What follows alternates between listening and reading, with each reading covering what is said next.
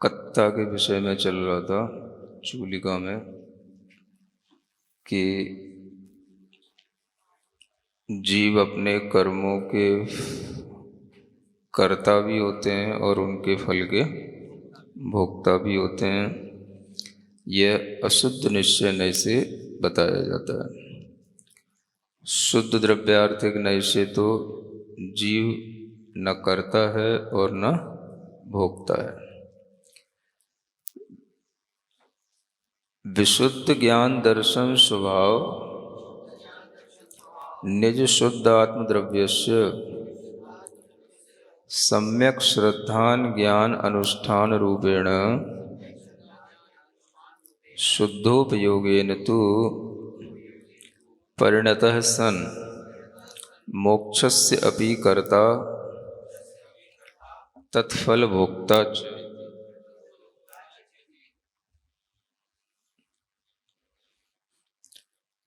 कहते हैं विशुद्ध ज्ञान दर्शन स्वभाव वाले निज शुद्ध आत्म द्रव्य की सम्यक श्रद्धान ज्ञान और अनुष्ठान रूप से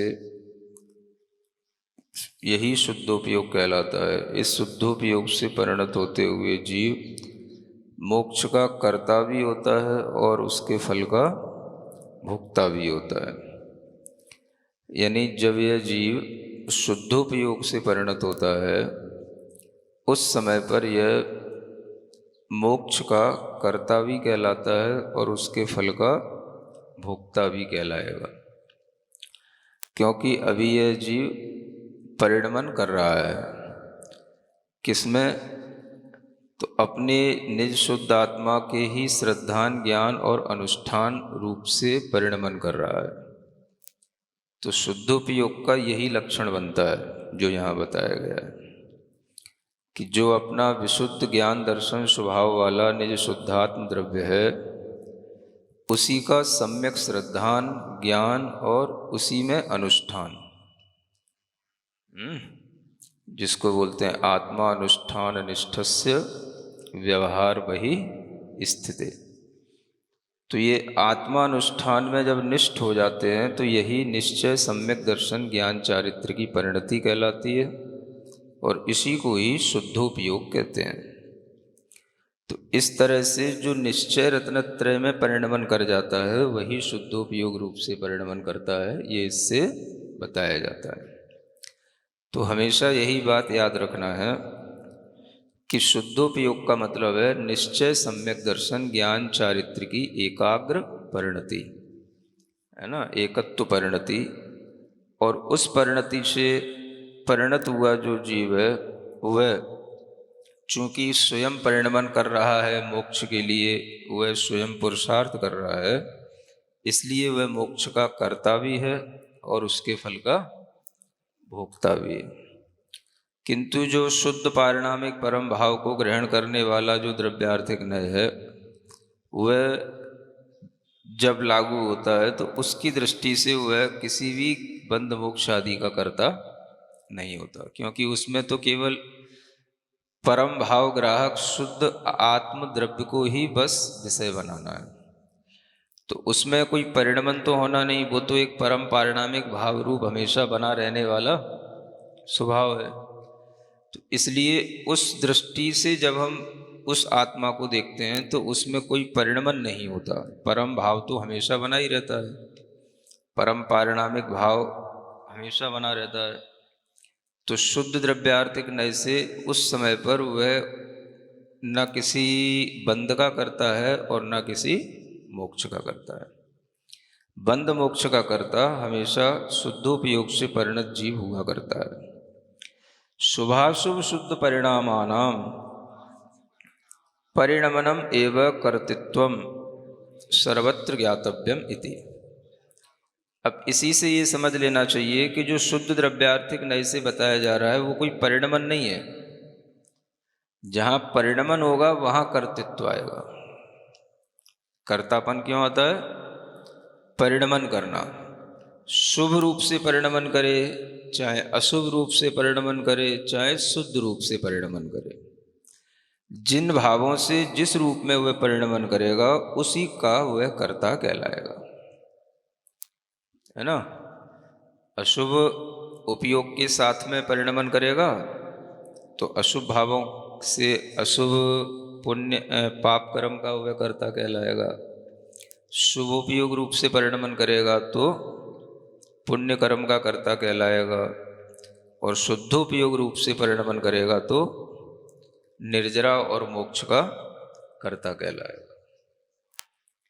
तो इस तरह से वह जब परिणमन करता है तो परिणमन स्वभाव जीव का होने के कारण से वह परिणमन ही उसके लिए कर्तृत्व को बताता है ना। और जिस नय से कोई परिणमन ही नहीं होता उस नय से वो अकर्ता रहता है। वह शुद्ध पारिणामिक परम भाव को ग्रहण करने वाला जो नय है उस नय से तो उसमें कोई परिणमन ही नहीं होता, वो तो परम भाव तो हमेशा बना ही रहने वाला है, परम पारिणामिक भाव। तो परिणमन जहाँ होगा वहाँ कर्तापन उसके लिए आरोपित किया जाएगा, है ना। तो इससे यह ध्यान रखना है कि हम स्वयं अपने ही उपयोग के अपने ही भावों के कर्ता हैं। अगर हम ये नहीं रखेंगे ध्यान तो हम कभी भी अपने परिणामों को नहीं संभाल सकते, हम कभी भी अपने लिए कुछ परिणमन नहीं करा सकते। तो जो हम कर रहे हैं उसके कर्ता हम स्वयं हैं। अशुभ भाव करेंगे तो उसके कर्ता हम स्वयं हैं, शुभ भाव करेंगे तो उसके कर्ता हम स्वयं हैं, और शुद्ध रूप परिणमन करेंगे तो उसके भी कर्ता हम स्वयं हैं। तो इसलिए ये कहा शुभाशुभ शुद्ध परिणामों का परिणमन ही कर्तृत्व है, ये सर्वत्र जानना चाहिए। कर्तृत्व की बात आए तो परिणमन की बात जानना, इसको ही कर्तृत्व कहा जाता है। पुद्गलादि पंचद्रव्याणाम च स्वकी स्वकी परिणामेन परिणमनम एव कर्तृत्वम। अब पुद्गल आदि 5 द्रव्य हैं तो उनका तो अपने अपने परिणामों से परिणमन होता है, तो वही परिणमन उनका कर्तृत्व बन जाता है ना। वो कभी और रूप से परिणमन नहीं करते, है ना, और उनका परिणमन कभी भी अनेक रूप नहीं होता, उनका परिणमन हमेशा एक रूप बना रहता है। तो इस दृष्टि से उनका वह जो परिणमन है वह परिणमन ही कर्तृत्व है। तो उसमें भी कर्तापन एक तरह से घटित किया जा रहा है, लेकिन वैसे घटित नहीं होगा जैसे जीव में घटित होता है। इसलिए जीव को जो कर्ता कहा है वैसा अन्य द्रव्यों में कर्तापन घटित नहीं होता, क्योंकि वो अपने अपने ही स्वकीय स्वकीय परिणामों से जो उनका स्वाभाविक परिणमन है वही करेंगे वो। तो किसी अपेक्षा से अन्य द्रव्यों में भी कर्तृत्व है ना। वो क्या है, अपनी अर्थ क्रिया की अपेक्षा से। और मुख्य रूप से जीव को जो कर्तापन कहा गया है वह परिणमन स्वभाव शुभ अशुभ शुद्ध भावों में परिणमन करने के कारण से होता है, इसलिए जीव को कर्ता कहते हैं। वस्तु वृत्त्या पुनः पुण्य पापादि रूपेण अकर्तृत्वम एवं। हाँ, तो उनमें जो कर्तृत्व है वो गौड़ है। वस्तु वृत्त्या माने वास्तविक रूप से देखा जाए, यथार्थ में देखा जाए तो उनमें पुण्य पापादि रूप से कोई कर्तापन नहीं सिद्ध होता है ना। यानी अन्य द्रव्यों में पुण्य पापादि रूप से कोई परिणमन नहीं होता, इसलिए उनमें कोई कर्तापन सिद्ध नहीं होता है। सर्वगतम लोकालोक व्याप्ति अपेक्षा सर्वगतम आकाशम मंडते। अब सर्वगत आकाश को इसलिए कहा जाता है, लोक और अलोक सब में वह व्याप्त रहता है। आकाश लोक में भी है और अलोक में भी है, तो इसलिए व्याप्ति की अपेक्षा से उसको सर्वगत कहा। लोक व्याप्त्यापेक्षा धर्माधर्मौच। अब लोक में ही अगर व्याप्ति की अपेक्षा रखनी है तो आप धर्म और अधर्म को भी सर्वगत कह सकते हैं, है ना। माने एक सर्वगत वो हो गया जो लोक और अलोक में भी है। सर्वगत माने सब ओर फैला हुआ, तो वो सर्वगत तो आकाश हो गया।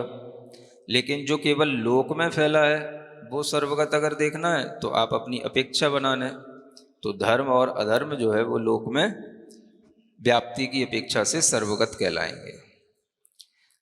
जीव द्रव्यम पुनः एक जीवापेक्षया लोक पूर्ण अवस्था विहाय असर्वगतम नाना जीवापेक्षा सर्वगतम एवं भवति, है ना।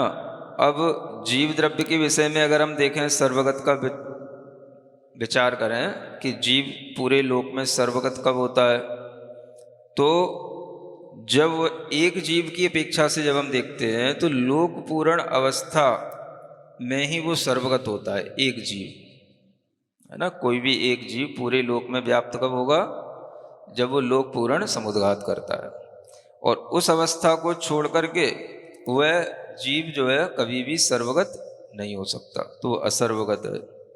नाना जीवों की अपेक्षा से देखें तो हर आकाश के प्रदेश पर जीव भरे पड़े हैं, तो अनेक जीवों की अपेक्षा से जीव हम देखें तो वो सर्वगत ही है। पूरे लोकाकाश में सब जीव व्याप्त हैं, ठसाठस भरे हुए हैं पूरे लोकाकाश में, ज्यों डिबिया काजल को धरे तो ऐसे ये नाना जीवों की अपेक्षा से जीव सर्वगत कहलाएंगे।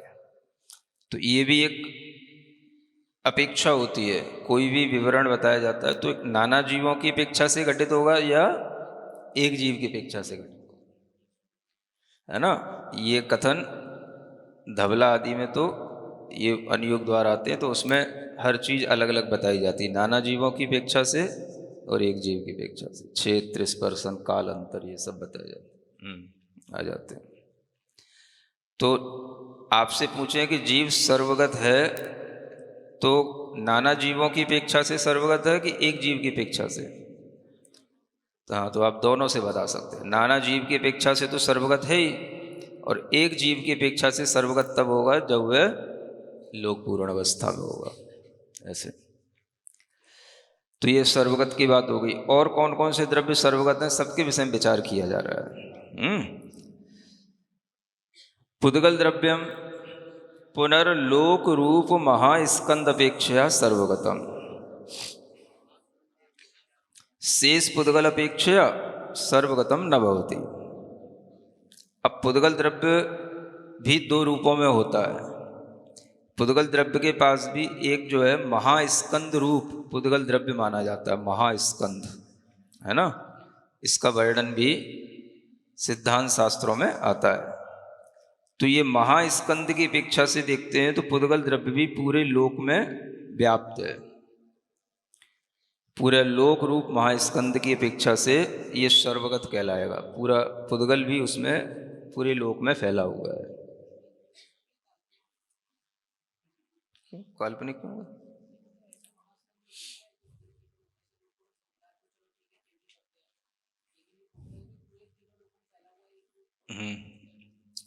तीनों लोकों में फैला हुआ पूरा यह महास्कंध अनेक वर्गणाओं के समूह से मिलकर के बनता है ना।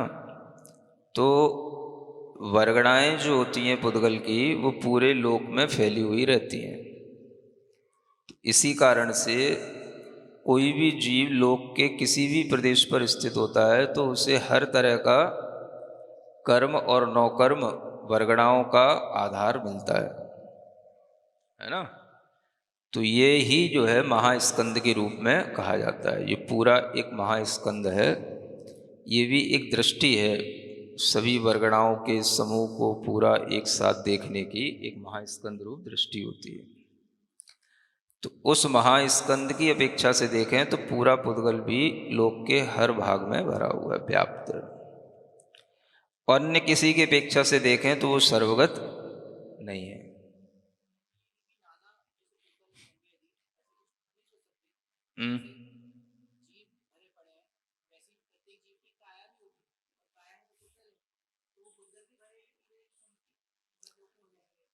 भरे होना अलग बात है, लेकिन वह स्कंद की अपेक्षा से पूरे लोक में व्याप्त होना जब बताया जाएगा तो वो महास्कंद की अपेक्षा से ही घटित होगा। क्योंकि लोक में तो जीव भरे हुए हैं, लेकिन कुछ पॉइंट ऐसे भी रहते हैं जो वात वलय आदि से युक्त हैं, है ना। और इस तरह के वहाँ पर जीवों की घनीभूतता नहीं होती, तो वह सर्वव्यापी बना नहीं बनता। तो वह सर्वव्यापीपना पुद्गलों का स्कंद की अपेक्षा से ही कहा जाएगा, जीवों के शरीर की अपेक्षा से नहीं कहा जाएगा। कभी भी पुद्गलों को अगर हम सर्वव्यापी कह रहे हैं तो जीव के साथ जो पुद्गल है उस पुद्गल की विवक्षा नहीं है यहाँ पर। जो पुद्गल जीव से स्वतंत्र हैं उन पुद्गलों की अपेक्षा से कहा जा रहा है ना। वो तो फिर जीव में ही जाएगा, जीव सर्वव्यापी है। तो जो पुद्गल माने सिर्फ पुद्गल, जो जीव से जिसका संबंध नहीं है, ऐसा वह महास्कंद की अपेक्षा से सर्वगत है। अन्य किसी अपेक्षा से वो सर्वगत नहीं हो पाता। काल द्रव्यम पुनः एक कालाणु द्रव्यापेक्षा सर्वगतम न भवति। अब काल द्रव्य को देखें तो वह एक कालाणु की अपेक्षा से तो कभी सर्वगत हो नहीं सकता। लोक प्रदेश प्रमाण नाना कालाणु विवक्षा लोके सर्वगतम भवति। किंतु लोक के प्रदेश प्रमाण जो अनेक कालाणु फैले हुए हैं उनकी विवक्षा करें अनेक कालाणुओं की अपेक्षा से तो वह लोक में सर्वगत हैं।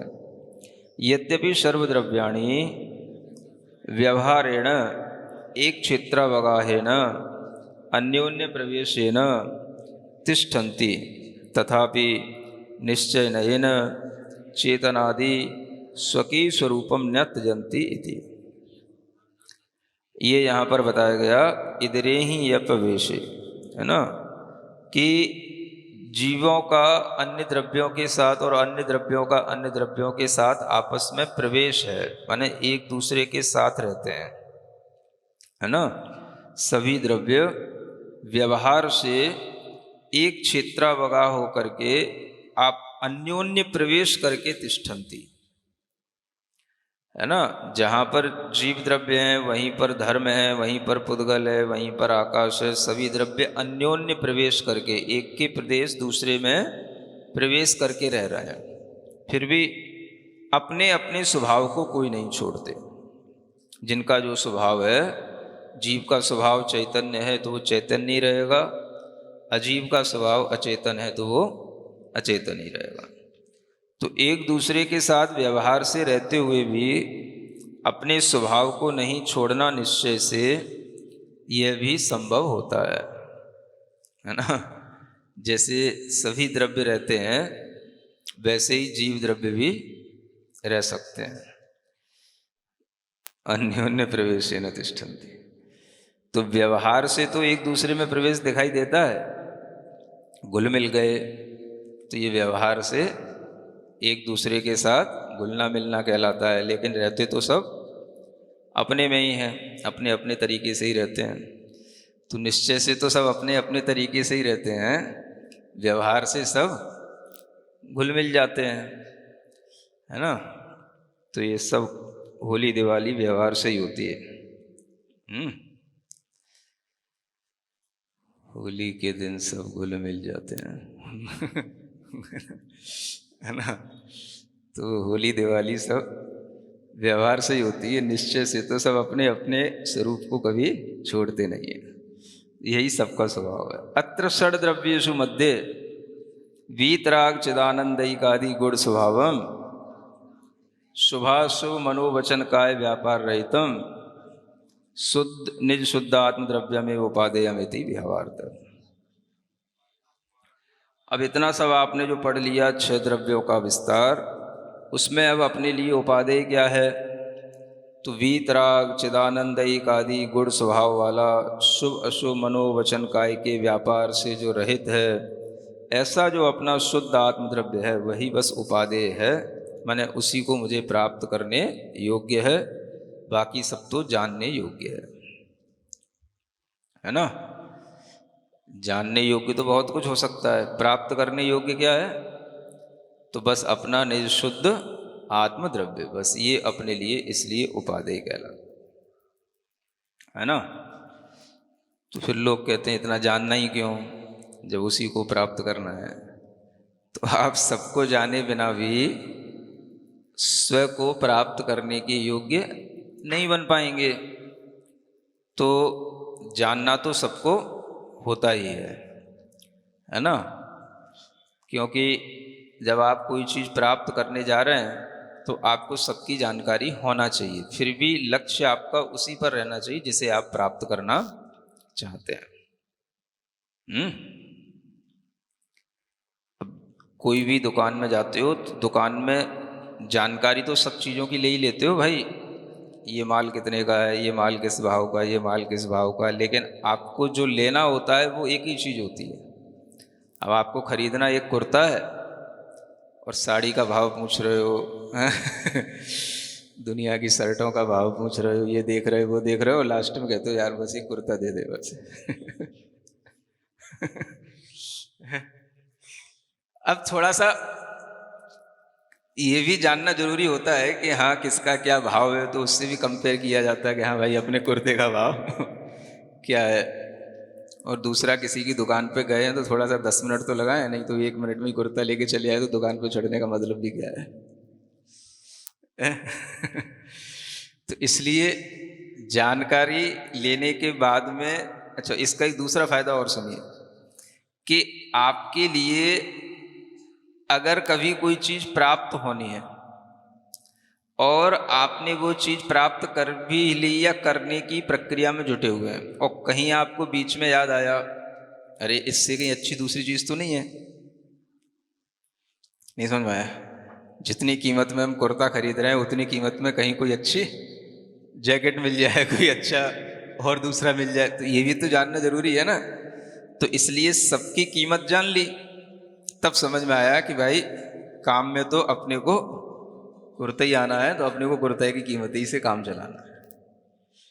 तो इसी तरीके से भाई शुद्धात्म द्रव्य को प्राप्त करना है, उससे पहले ये निश्चित कर लो कि दुनिया में और कुछ प्राप्त करने योग्य है नहीं है, तब जो है आपका मन लगेगा अपने द्रव्य की प्राप्ति में। तो एक इसका ये भी एक हेतु है,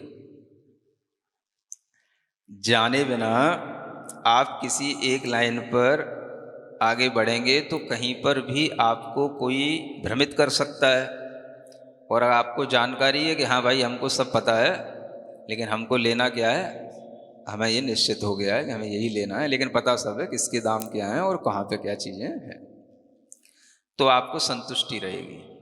समझ आ रहा है ना। तो इसी का नाम है उपादेय। उपादेय का मतलब ये नहीं होता कि बाकी सबको हमने छोड़ दिया, है ना, वो हमारे लिए छोड़ने योग्य अपने आप हो जाएंगे जब हम किसी एक वस्तु को ग्रहण करने योग्य बना लेंगे। तो हेय कुछ होता नहीं है, हेय तो अपने आप हो जाता है जब आपकी दृष्टि उपादेय पर जाती है। समझ आ रहा है। इसलिए हेय और उपादेय से भी पहले यह जानने योग्य जो चीज़ें हैं उनको आपको जान लेना चाहिए, जिन्हें ज्ञेय कहते हैं, है ना। तो ज्ञान कभी भी खराब नहीं होता, ज्ञान कभी भी व्यर्थ नहीं जाता। दुनिया की चीज़ों की जानकारी रखने के बाद भी जब अपना आत्मा ही उपादेय है तो इतनी देर से आप पढ़ा काय को रहते महाराज 3 दिन से तो इसलिए कि फिर तुम्हें कहीं मन में आ जाए कि भाई ये पर जीव द्रव्य भी उपादेय हो सकता है क्या, ये भी अच्छा लग रहा है, ये पुद्गल उपादेय हो सकता है क्या, कि और कोई द्रव्य उपादेय हो सकता है क्या। बाद में बीच में तुम्हारे लिए कोई विकल्प ना है, पहले निश्चय कर लो। इसलिए ज्ञान की जरूरत पड़ती है ना। तो उपादेय का ज्ञान हो गया तो अपने आप आपको सभी प्रकार के ज्ञेयों का भी ज्ञान हो गया, और आपको हेय भी कहने की कोई ज़रूरत नहीं है, बस अपने उपादेय पर दृष्टि रखो, बाकी सब अपने आप छूट ही गया। कुर्ता लेना था तो कुर्ता उपादेय हो गया, बाकी सब हेय हो गया, और जिस दिन आपको कोई टी शर्ट चाहिए पड़ेगी वो टी शर्ट उपादेय हो जाएगी, बाकी सब हेय हो जाएगा। तो ये हेय उपादेय का खेल तो सिर्फ इतना ही है ना। अतः ऊर्ध्वम, अब इसके आगे पुनरपि षड्द्रव्याणाम मध्य हेयोपादेय स्वरूपम विशेषेण विचारयति। अब इसके आगे भी फिर भी बताते हैं कि हेय और उपादेय का स्वरूप विशेष रूप से क्या होता है। तत्र शुद्ध निश्चयन शक्ति रूपेण शुद्ध बुद्धैक जी स्वभावत्वात् सर्वे जीवा उपादेया भवन्ति। अब अगर देखें तो शुद्ध निश्चय से शक्ति रूप से देखें तो शुद्ध बुद्ध एक स्वभाव वाले हैं सभी जीव, है ना। तो सभी जीव उपादेय होते हैं, सभी जीव उपादेय हैं। क्या कहा? कौन से जीव उपादेय हैं? जिनका स्वभाव शुद्ध निश्चय से शुद्ध बुद्ध एक स्वभाव वाला है। यानी जो शुद्ध नय से शुद्ध जीव हैं वह शुद्ध भाव सब जीवों के लिए उपादेय होता है, सब जीवों का उपादेय होता है। माने उस शुद्ध भाव को आप भी अपने लिए उपादेय बना सकते हैं, जीव कोई भी हो। निगोद जीव में भी अगर आप उसका शुद्ध बुद्ध स्वभाव देखें तो वो भी आपके लिए उपादेय है। तो सर्वे जीवा उपादेया भवन्ति, समझ आ रहा है? तो शुद्ध भाव वाले सभी जीव उपादेय हैं। तो उपादेय केवल एक ही नहीं होता है, देख रहे हैं ना यहाँ पे, सब जीव उपादेय होते हैं, जीव कोई है नहीं है। फिर ये कब है? शक्ति रूप से, क्योंकि सब में शक्ति विद्यमान है भाई, शुद्ध बुद्ध होने की एक शक्ति सब में विद्यमान है, शक्ति रूप से सभी जीव उपादेय हैं। व्यक्ति रूपेण पुनः पंच परमेष्ठिन एव। अब जब व्यक्ति रूप से, तो जिन्होंने अपने आत्म तत्व की कुछ व्यक्ति कर ली है, अभिव्यक्ति कर ली है, कुछ उनका सम्यक दर्शन ज्ञान चारित्र गुण प्रकट हो गया है, तो अब ये जीव हमारे लिए उपादेय हो जाते हैं व्यक्ति रूप से। समझ आ रहा है? देखो दुनिया में कोई भी चीज, कोई भी जीव है नहीं है, इससे समझना आप, है ना। कितना अच्छा ज्ञान दिया जा रहा है। निगोद का भी जीव पड़ा है, कोई भी मक्खी मच्छर है, कोई भी कीटाणु है, हर जीव में शक्ति रूप से शुद्ध बुद्ध एक स्वभाव विद्यमान है, तो वो भी आपके लिए उपादेय है। अगर आपकी दृष्टि में उपादेय की दृष्टि है तो आप सब में उपादेय भाव देखो, है ना, एक अपेक्षा से। दूसरी अपेक्षा से शक्ति नहीं, आपको व्यक्ति रूप से देखना है, तो व्यक्ति जिनमें हो गई है वो पंच परमेष्ठी हैं। जो शुद्ध बुद्ध एक स्वभाव को व्यक्त कर लिए हैं, कर रहे हैं, ये पंच परमेष्ठी होते हैं।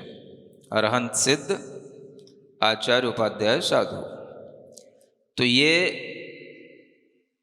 रत्नत्रय की अपेक्षा से पांचों परमेष्ठियों में कोई अंतर नहीं होता, है ना।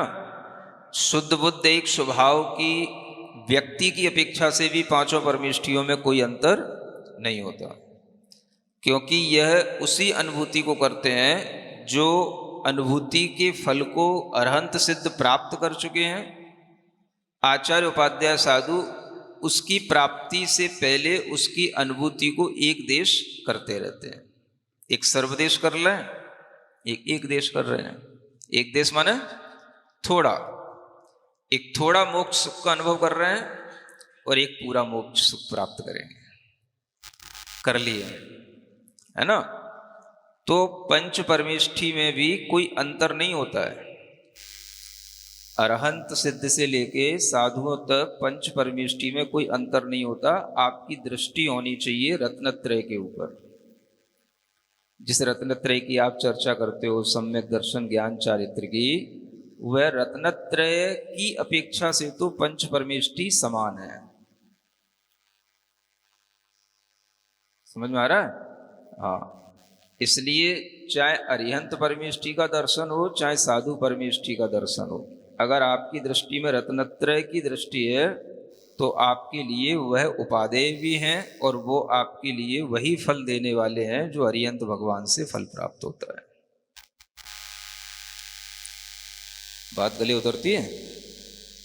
नहीं उतरती? है,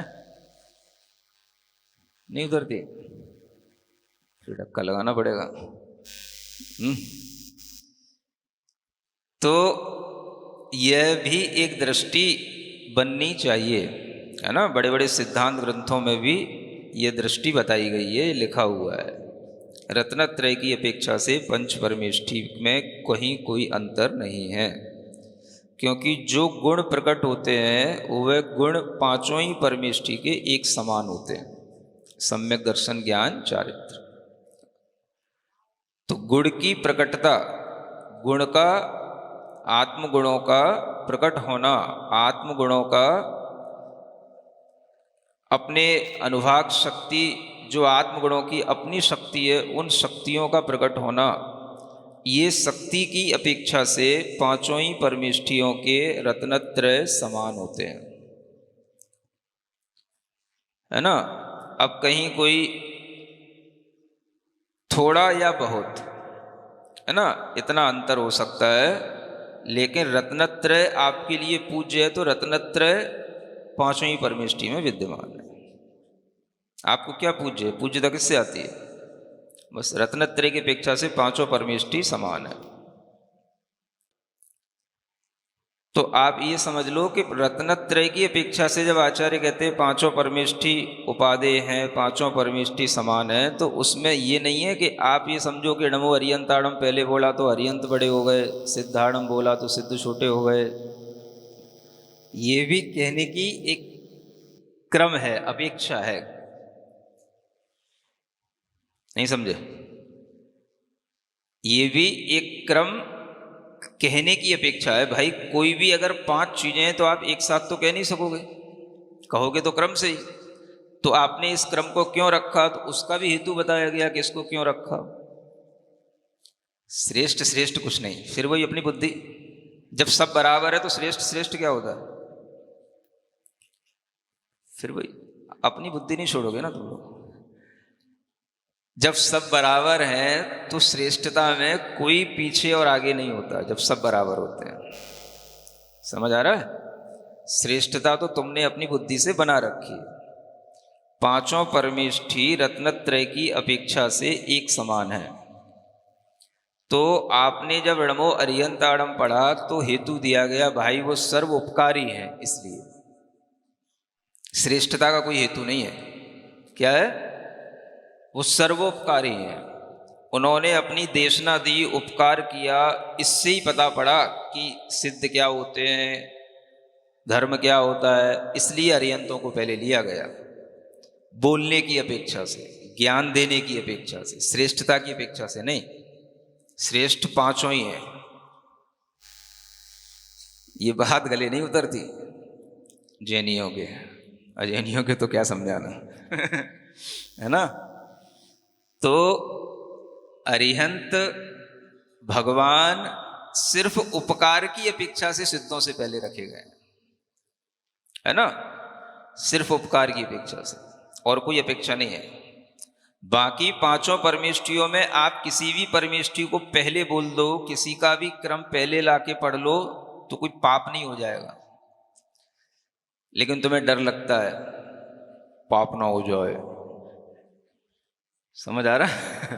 हाँ, तो ये अपनी बुद्धि का ये छोटापन होता है, बुद्धि का भ्रम होता है, जिसके कारण से अपने को ये सब फितूरियां बनी रहती हैं, भ्रम पड़े रहते हैं।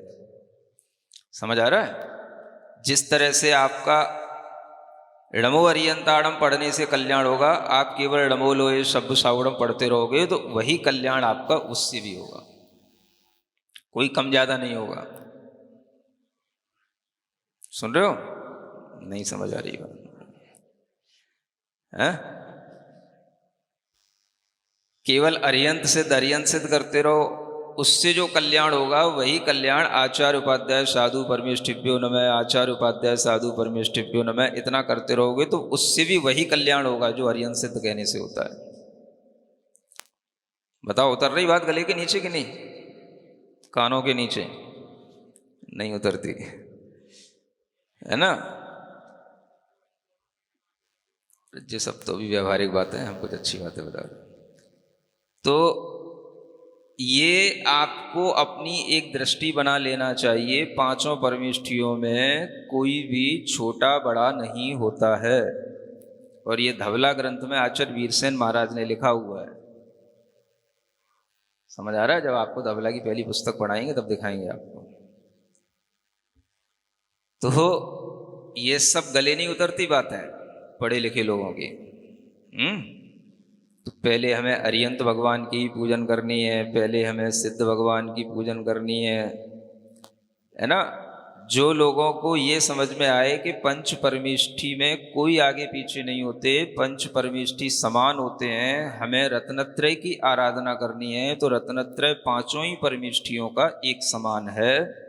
तो पांचों ही परमेष्ठी में से आप किसी की भी पूजा कर लेंगे तो आपकी रत्नत्रय की पूजा होगी, पांचों ही परमेष्ठियों की पूजा होगी। कोई बुरा मानने वाला नहीं है। समझ में आ रहा है? हाँ, केवल साधु परमेष्ठी की पूजा से भी आपका वही धर्म पलेगा जो आप अरिहंत परमेष्ठी की पूजा से पालते हैं। तो ये जब तक बुद्धियां विस्तृत नहीं होती हैं, जब तक बुद्धि में इस तरह की स्वीकारताएं नहीं आती हैं, तब तक हम वही कुंठित भावों में अपनी पूर्व धारणाओं से अंधेरे में पड़े पड़े जीते रहते हैं। समझ आ रहा है? तो रत्नत्रय की महत्ता समझो। पूज्यता अरिहंत और सिद्ध बनने से नहीं आ जाती, पूज्यता किससे है? हाँ, उपादेय कौन है? जिनके पास रत्नत्रय, रत्नत्रय पांचों ही परमेष्ठियों के पास है और वह व्यक्ति रूपेण है, उनकी व्यक्ति हो चुकी है रत्नत्रय की। समझ आ रहा है? इसलिए जो शक्ति रूप से अनंत जीव अपने अंदर रत्नत्रय की योग्यता रखते हैं, उनसे हट करके जिनमें व्यक्ति हो गई है, व्यक्ति माने प्रकट हो गया है, उसकी हम पूजा करेंगे। शक्ति रूप से है उसका हम ध्यान कर सकते हैं, पूजा नहीं कर सकते उसकी। सीखो ये चीजें। निगोध जीव में शक्ति रूप से है ना रत्नत्रय पड़ा हुआ है, तो उसका आप क्या पूजा करोगे? निगोध जीव की उसका क्या करोगे? वो ध्यान का विषय हो सकता है। तो ये भी सीखो, ध्यान का विषय अलग है और पूजा का विषय अलग है। समझ आ रहा है? आरती उतारेंगे, पूजा करेंगे तो किनकी? जिन्होंने रत्नत्रय को व्यक्त कर लिया है। ये पॉइंट पकड़ो, इन पर विचार किया करो।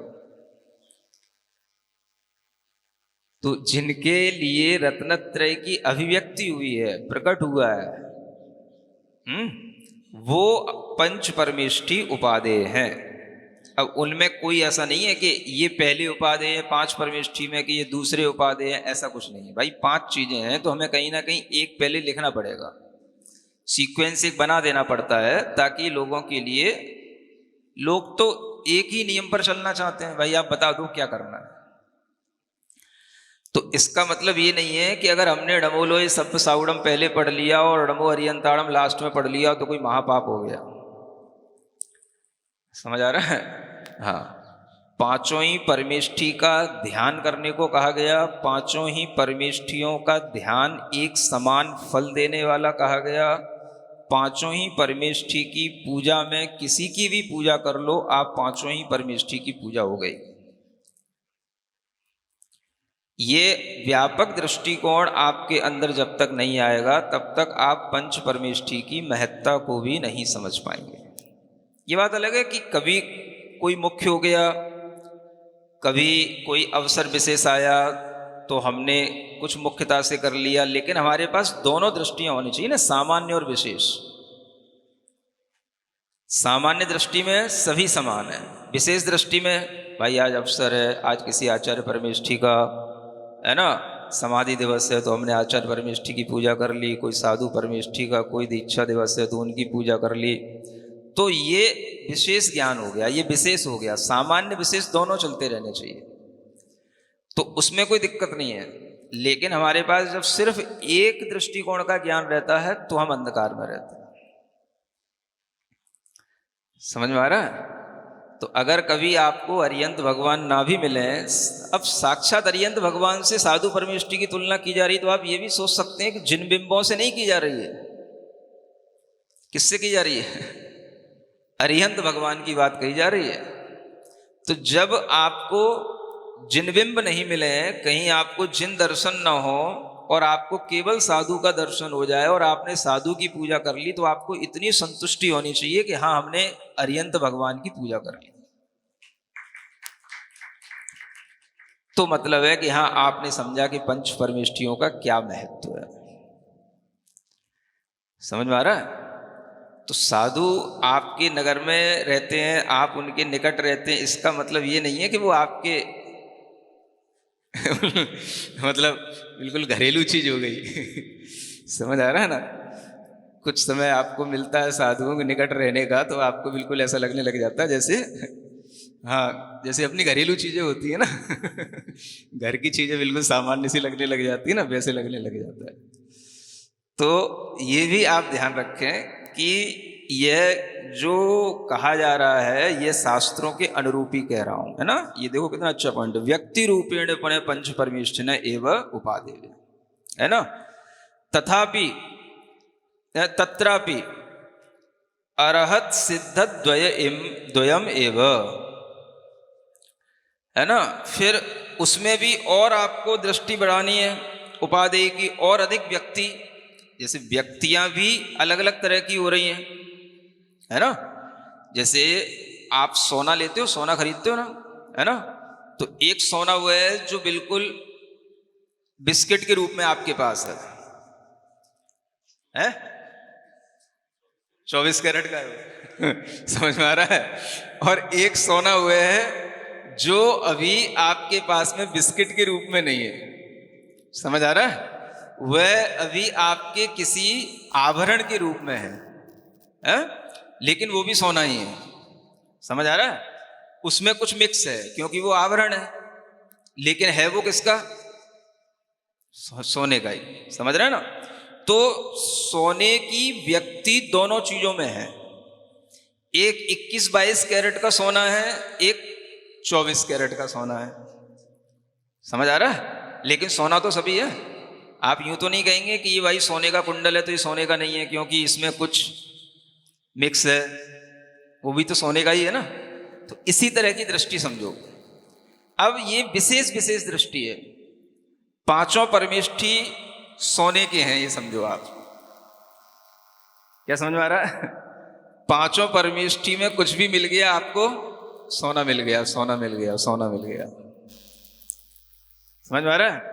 फिर भी 24 कैरेट का 100% प्योर वो वाला कहां दिखाएंगे? तो अरहत सिद्ध द्वयम एव, वो वाला सोना अरहत सिद्ध, ये दो ही है। उसमें और आपको विशेष देखना है। तो ये सिर्फ फर्क किसका है? व्यक्ति का फर्क है। व्यक्ति माने पर्सन नहीं बोल रहा हूं, अपीयरेंस जिसको बोलते हैं, प्रकटता जिसको, अभिव्यक्ति का फर्क है। थोड़ा उनकी अभिव्यक्ति पूर्ण हो गई, किसी की पूर्ण होने के निकट है। सिद्धों की अपेक्षा से देखा जाए तो अरिहंतों की पूर्ण नहीं है अभी। समझ में आ रहा है? हाँ। और वैसे देखा जाए तो अरिहंत सिद्ध हमें बराबर दिखते हैं, लेकिन अरिहंत सिद्ध में भी जो सिद्धों की परिपूर्णता हो गई वो अभी भी अरिहंतों में नहीं होती। उसी तरह से अरिहंतों जैसी आचार्य उपाध्याय शादी में पूर्ण नहीं, लेकिन बस बिल्कुल वैसे ही सोना बन गया, सोना ही है, सोना निकल गया। तो जैसे खदान में से हमने सोने को प्राप्त कर लिया और सोने की हमने बिल्कुल उसमें से निकाल ली डल्ली, ऐसा समझ लो, लेकिन अभी 100% वो सोना प्योर नहीं बना, तो वह भी सोना आपके लिए बहुमूल्य है। समझ आ रहा है ना? तो खदान में जो पड़ा है वो तो हो गया निगोद जैसा, उसमें से जो आपने पत्थर से निकाल करके उस सोने को अभिव्यक्त कर लिया, लो भाई इस पत्थर में इतना सोना निकल आया, ये हो गया आपका आचार्य उपाध्याय साधु वाला सोना। समझ आ रहा है?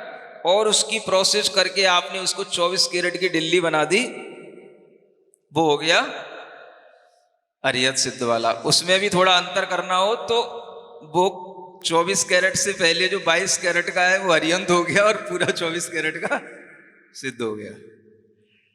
तो सोने की उपयोगिता आपको पता होना चाहिए, सोना कहाँ है। समझ आ रहा है? मूल्य किसका? सोने का। 22 और 24 तो बाद में देख लेंगे, पहले सोना तो होना चाहिए।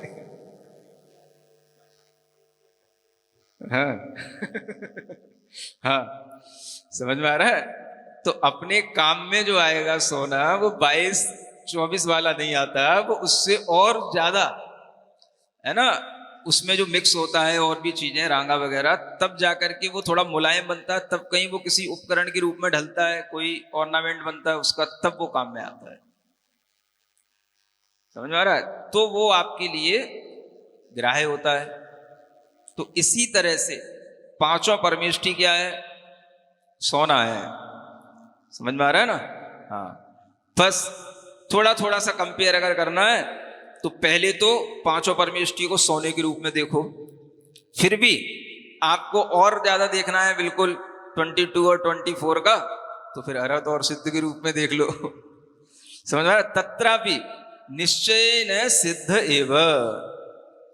अब उसमें भी और अगर आपको करना है तो फिर सिद्ध ही है, फिर 24 कैरेट का बिल्कुल लास्ट, जिसमें कोई भी 1% भी इम्प्योरिटी ना हो, वो सिद्धि है। समझ आ रहा है? तो आपको पकड़ना क्या, ये देखो, आप पत्थर को सिर पे लेके घूम रहे हो या सोने को सिर पे लेके घूमना है आपको, पहले इतना निश्चित कर लो। समझ आ रहा है? पत्थर सोना नहीं है, पत्थर में से जो सोना निकल आया वो सोना सोना है। तो जो व्यक्ति हो गई, माने जो प्रकट हो गया, वो पंच परमेष्टि का सोना है। समझ आ रहा है? इसलिए रत्नत्रय सोना है। सबसे बड़ा रत्न सम्यक दर्शन ज्ञान चारित्र्य रत्नत्रय, ये सोना है। ये सोना प्रकट हो जाए जहां, बस वही माला माल है। और उस सोने के आसपास जो घूमेगा वो भी माला माल हो जाएगा। समझ आ रहा है? क्योंकि उसका भाव भी वैसे ही बढ़ेगा। तो जो सोने को अपने पास रखता है वो भी, हाँ, वो भी सोने ही सोने वाला हो जाता है, वही माला माल, उसके ही भाव बढ़े रहते हैं। तो इसी तरह से अपनी दृष्टि रखनी चाहिए। समझ आ रहा है? परम निश्चयेन तु भोगाकांक्षा आदि रूप समस्त विकल्प जाल रहित परम समाधि काले सिद्ध सदृश स्वशुद्ध आत्मा एव उपादेय। और परम निश्चय से देखें तो अपनी सिद्ध सदृश स्वशुद्ध आत्मा ही फिर बाद में उपादेय रह जाती है। पहले तो ये पंच परमेष्टि उपादेय, अरहंत सिद्ध, सिद्ध, और फिर बाद में अपनी स्व शुद्ध आत्मा जो सिद्ध सदृश है, वो कब उपादेय होगी? मैं सिद्ध सदृश हूँ, सिद्ध सदृश हूँ, ऐसा कहने से उपाधि नहीं होती। जो परम समाधि धारण करता है, परम समाधि का मतलब मरने वाली परम समाधि नहीं, ध्यान रूप परम समाधि जिसको बोलते हैं, ध्यान करता है, उत्कृष्ट ध्यान की स्थिति में जो रहता है वो परम समाधि काल कहलाता है। समझ में आ रहा है? जिस समाधि काल में, जिस ध्यान में उसको बाहरी किसी भी तरह की भोगाकांक्षा रूप विकल्प जाल उसके अंदर उत्पन्न ही नहीं होते, बिल्कुल नष्ट हो जाते हैं, उस परम समाधि काल में जब आप कहो, आपकी जो अनुभूति होगी सिद्ध सदृश मेरी स्वशुद्ध आत्मा ही उपादेय है, तो वह आपके लिए उपादेय बनेगा। तो इस तरह से पंच परमेष्टि के बाद में स्वशुद्ध आत्मा उपादेय बताई गई। शेष द्रव्याणि हेयानि इति तात्पर्य। शेष द्रव्य हेय है, यह तात्पर्य है। शुद्ध बुद्ध एक स्वभाव है इति को अर्थ। अब अंत में बताते हैं, शुद्ध बुद्ध एक स्वभाव, ये आप बहुत ज्यादा बोलते रहते हैं, इसका मतलब क्या होता है शुद्ध बुद्ध एक स्वभाव का? मिथ्यात्व रागादि समस्त विभाव रहितत्वेन शुद्ध इति उच्यते। देखिए, जब हम शुद्ध बोले तो आप क्या सोचना, क्या समझना? शुद्ध का मतलब है मिथ्यात्व रागादि समस्त विभाव भावों से जो रहित हो गया, उसका नाम क्या है? शुद्ध, है ना? तो समस्त रागादि विभावों से रहित शुद्ध है, और केवल ज्ञानादि अनंत गुण सहितत्वाद बुद्ध है। बुद्ध का मतलब क्या हो गया? जो केवल ज्ञानादि अनंत गुणों से सहित होता है वह बुद्ध है। तो शुद्ध कहने का मतलब और बुद्ध कहने का मतलब ये है ना, शुद्ध बुद्ध इसका है। इति शुद्ध बुद्ध एक लक्षणम सर्वत्र ज्ञातव्यम, है ना। अब अंत में जो चूलिका थी, ये चूलिका शब्दार्थ कथित है। चूलिका विशेष व्याख्यानम, चूलिका किसको बोलते हैं? विशेष व्याख्यान का नाम चूलिका है। अथवा उक्तनुक्त व्याख्यानम, अथवा जो कुछ भी कहा गया नहीं कहा गया वो सारा व्याख्यान जिसमें आता है उसका नाम भी चूलिका है। उक्तनुक्त संकीर्ण व्याख्यानम च इति, है ना। जो कहा गया था वो और जो नहीं कहा गया वो, उन सबका भी मिलाकर के जो व्याख्यान होता है उसका नाम ही चूलिका कहलाता है। इति षड्द्रव्य चूलिका समाप्ता।